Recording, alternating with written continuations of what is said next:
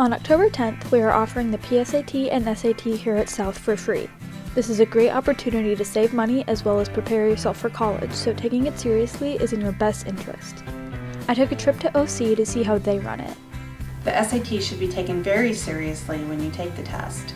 Different colleges and universities have different admission rules around the scores that you must obtain to be admitted into their programs.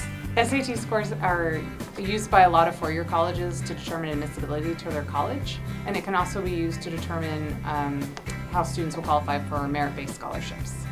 A lot of students don't know that the PSAT is a huge help when taking the real deal. It may seem like a waste of time, but the PSAT is a great way to prepare for taking the test when the time comes. Colleges actually recommend that you take the PSAT first, which is kind of a practice exam for the SAT. And that can help kind of get you ready and prepared and know what to expect. They're very similar tests. They're scored a little bit differently, but very similar. It will give you the information or the type of questions that you will be seeing on the SAT.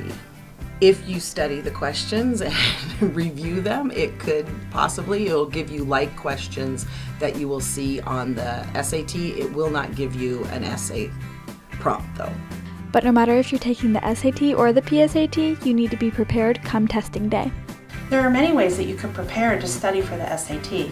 Some communities offer classes that you can take on the evenings and weekends. There's study pamphlets that you can buy at bookstores like Barnes & Noble or Amazon.com.